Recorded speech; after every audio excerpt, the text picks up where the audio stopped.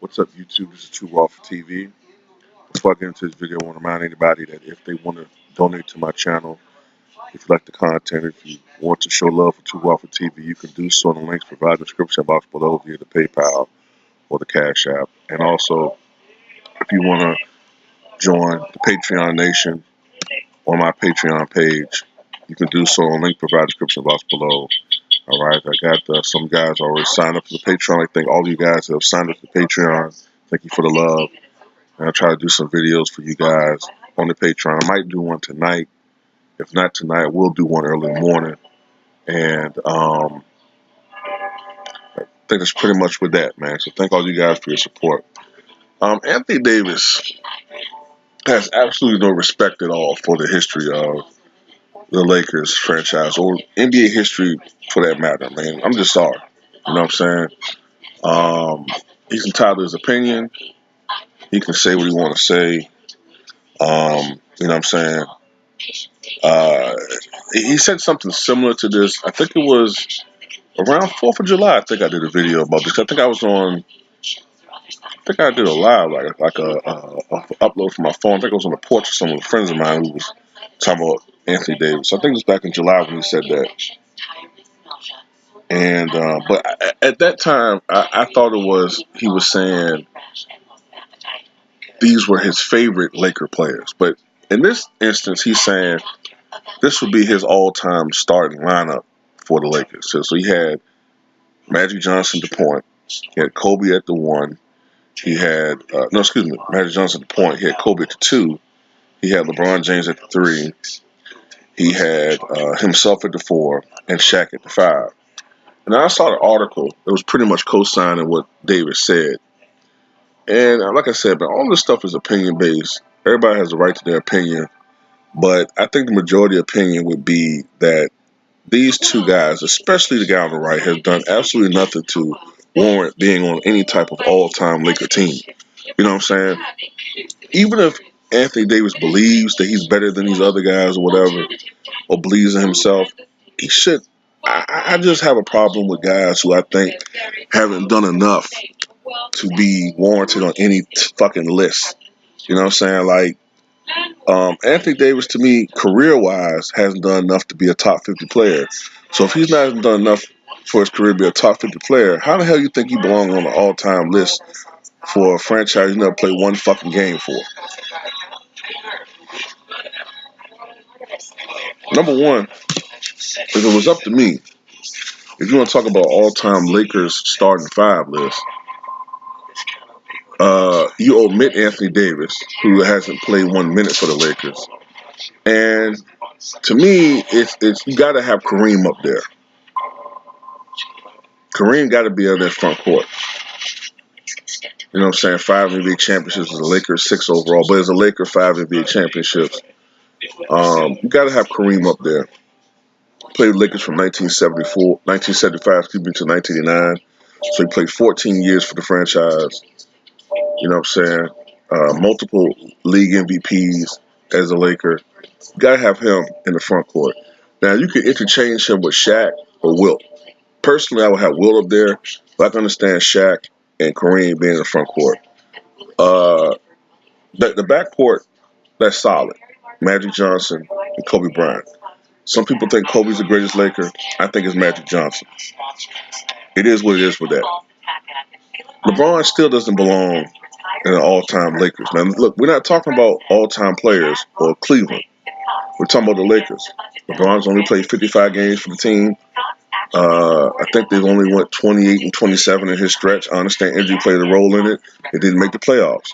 That's like putting Michael Jordan on the all-time Wizards team. He doesn't belong on the all-time Wizards team. So it's not me hating or whatever the fuck some guys want to say. Michael Jordan doesn't belong on the all-time Wizards team. LeBron doesn't belong on that team. If me personally, I think you should put. I understand the case for James Worthy, multiple champion. I think you put Elgin Baylor up there. You know what I'm saying? The guy who actually literally saved the franchise from bankruptcy back when he was signed in 1958 as a player by the then Minneapolis Lakers. They were hemorrhaging money back then, and Elgin Baylor saved the franchise. He was such an attraction that he kept them from going totally in the red, even though ultimately they had to move to LA. But still, without Elgin Baylor putting asses in the seat for those teams, then later on Jerry West, the Lakers franchise would have folded. But that's a little known fact that people don't know about. But Elgin Baylor was a one-man show the first couple of years he was in with the organization, and for a long time he was the all-time leading scorer for that franchise until Jerry West surpassed him shortly thereafter. But Elgin Baylor was the man for that club. You know what I'm saying? He was the closest thing to that era is Michael Jordan, and to put LeBron over Elgin Baylor in this context is insulting, to say the least. You know what I'm saying? Like I said, all this stuff is opinion based, but to put him over these guys, to put these two over, a lot of different guys is insulting. And it's more than just 3 or 4 players that played for the Lakers, by the way. Okay, you can also make honestly, I wouldn't even put any of these guys on the Lakers bench, all-time bench, because you got Vern Mickelson, you got George Mikan, you got who else as far as Lakers?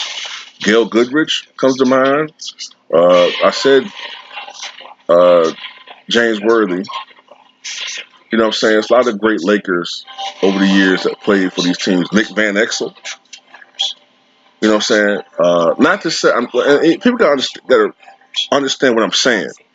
I'm not saying comprehend what I'm saying. I'm not saying that these players are greater than them. What I'm saying is that those players have contributed more blood, sweat, and tears. They've accomplished more as Lakers. That's the key word, Lakers, than these other guys. Now, if LeBron James and Anthony Davis were to lead the Lakers to an NBA championship, then that's a totally different conversation. Even though then I still wouldn't put them on the all-time starting list, but now they're starting to be in the conversation. Then if they were to win back-to-back titles, then okay. Yeah, now you have a case. But as Lakers, no, they do not belong on an all-time starting 5 list for the Lakers. It's actually an insult to the legacy of all these damn guys. Make it to the playoffs. That's a goal you got to make at first. That's a goal you have to attain at first. Okay? If I'm not mistaken, I think the first 70 years of this franchise, the Lakers organization, they only missed the playoffs like 5 times. 5 times in the first, I think, 70 years or 60, something like that. I can't remember the exact number. I think like the first 65 years or first 70 years of this franchise, they only missed the playoffs like 5 times. I think they haven't been in the playoffs in like 6 years.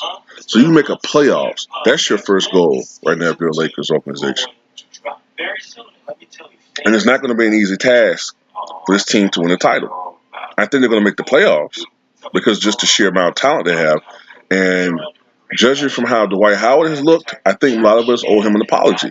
He might have a questionable lifestyle to some people, but as a player, he seemed like he's really taking the most out of this opportunity.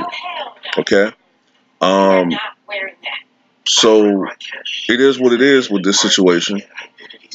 And,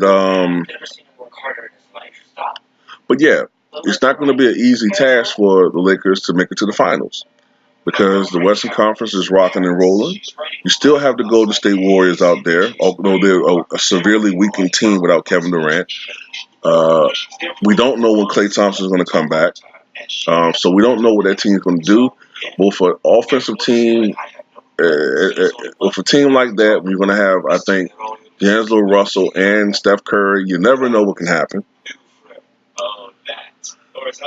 And, of course, I think their toughest tasks are going to be the Houston Rockets and the Los Angeles Clippers. So it's going to be a battle of supremacy for the two LA franchises in LA land to see who's going to be the better team. And we'll see, you know what I'm saying? We'll see what happens with these teams. But, yeah, there are a lot of different Lakers that, you know what I'm saying, are in this conversation. Honestly, I wouldn't even put either of these dudes as Lakers over Vlade Divac yet. No, 55 games between the two. You know, nah, but tell me what you got.